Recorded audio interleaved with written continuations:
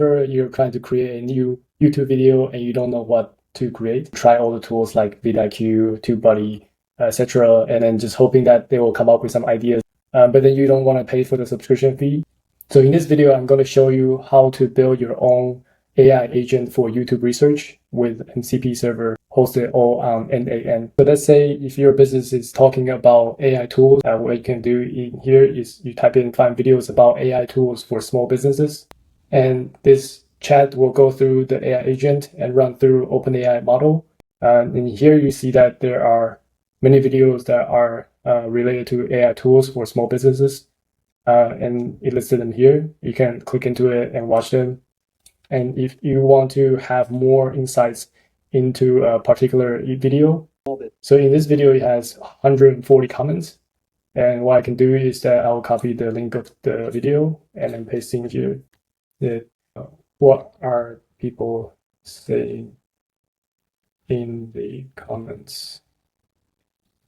Any insights? So from that prompt, it actually gave me the timestamp of the video because someone commented the timestamp in the comments. Also, you mentioned some things that people are saying about the video, some positive reviews, and also some AI tools or other tools that they want to learn about. Provide more context to the AI. For example, you can say, my channel is about NAN, and is there any video ideas from the comment insights? So from all of that, you can generate a bunch of video ideas, like how to automate content creation workflow using NAN, etc. So next, we're going to go into how to build something like this. And the first workflow that is required is a workflow that has a chat interface. And then the chat will message a AI agent node where you will access a LLM model. It can be whatever choice you want. For me, I'm using OpenAI. And for the memory node, you can choose the easiest one. So here you will say simple memory. So this is storing directly into the local memory of NAN. So if you have a longer history that you want the AI agent to remember, then you will want to use something like Superbase, or then you will use Postgres chat memory to hook it up. But to keep it simple, let's just use simple memory for now. And for the tool, it's important that you would search for MCP client tool. And in here, well, we will have an endpoint and server transport, authentication, etc. But we don't have those information yet because we need to set up the MCP server. So the MCP client will be the part where it receives the information. The MCP server will be the part where we send the information. And what MCP is really doing is really just a communication layer that is defined by Anthropic, how we can standardize how AI communicate with different tools. So in the next part, I will show you how to set up MCP server in NAN. You want to create another workflow where it will be triggered by MCP server trigger. You can also find it in here. Just type in MCP server trigger. Then you have something like this. And then this is the URL that you will be using later. So just remember to copy and paste into the workflow later. And for production use, just remember to set up some authentication if you plan to share with other people and let other people use it as well. But if you're only using it for yourself, it's completely fine if you just use it as is, and you don't have to do anything if you're just using the chat interface to talk to the MCP server. And the MCP server lets you add different tools. So for us, we're focusing on YouTube related content. And for YouTube, search for YouTube, just type in YouTube and YouTube tools. And here you will set up a all authentication where you will use the Google Cloud Console to do that. If you are not sure how to do that, then you can just let me know in the comment. Maybe I will make a particular video just about that. And for us, we want to have the description set automatically. So what this means is that the AI will just try to figure out what this tool is doing So whenever you mention something like, I want to know about this channel, and it will try to figure out what this tool is doing. For example, in this tool, it is getting channel, and it has get many. So it can access the channel that your account has. So it knows about your channel. And for the second tool here, we have another node where you also set up a credential, and also the tool is set up as automatically. And for the resource, you want to pick video, and also you can choose get many.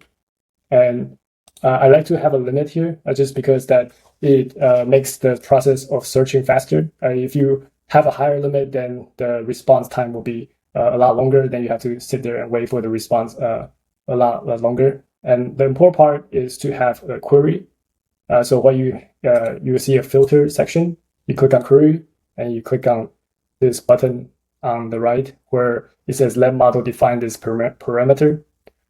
So this is what the AI model would define what you want to search for. Find me a video about AI tools for small businesses. Then it will pass the query here then to search for related video from this tool. Lastly, we want to get the comments because comments are really where people are responding to the video. A good way to find future content ideas, just because people are directly asking for certain things in the comments. Unfortunately, there's no existing node that lets you get YouTube video comments directly.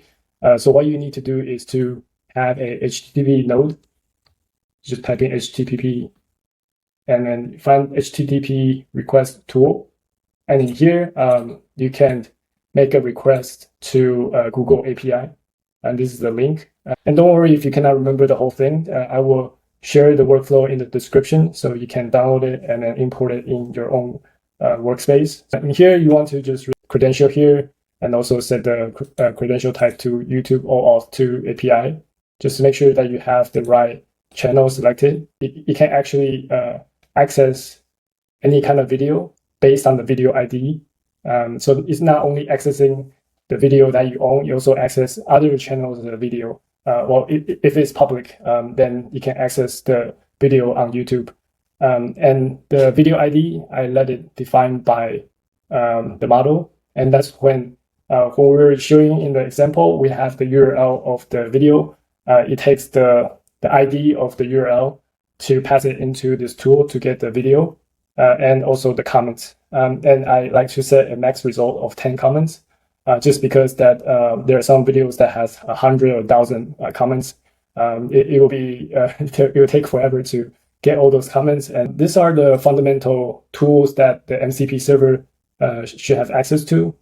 With those tools, you're able to get a lot of information from YouTube.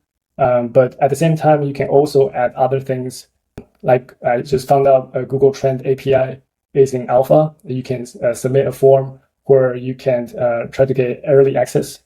So in that way, you can find out keywords that are trending and then use those keywords to search for other videos. So in the next part, I will show you how to hook up the two things together. Main workflow where you have the AI agent node. Then you click on the MCP client node. You can actually click on it and press enter. Then it opens the interface like this. And then what you want to do is that you want to go in here.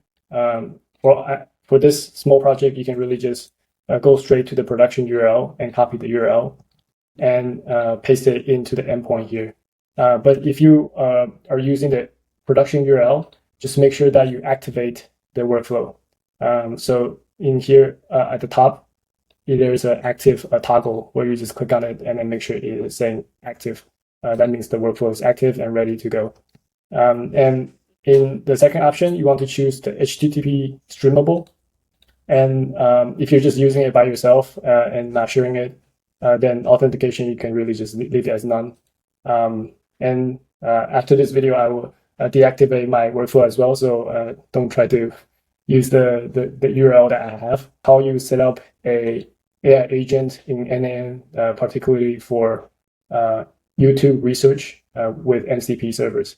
So if this process is a little bit complicated or too much work for you, you can always go to youtuberesearch.com and you can paste in a YouTube video URL And then you will also do the same thing. You will go through the video and actually go through the related video and find all the comments and mine from those comments for the insights. Then from those insights, then give you a proper actionable YouTube video idea. And here I will show you a few examples.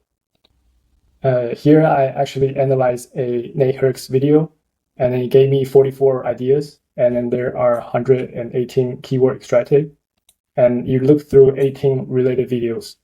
So you can actually look through a lot more because I have the system set up already. So yeah, if you're interested in using some existing tool, you can always just go to youtuberesearch.com. There are 10 credits or 10 research that you can do per month, and you can just have a try at it. You can always reach out to me if there's any problem. I'm always looking for ways to improve this as well. So that's it for today. Hope you have a good one. See you.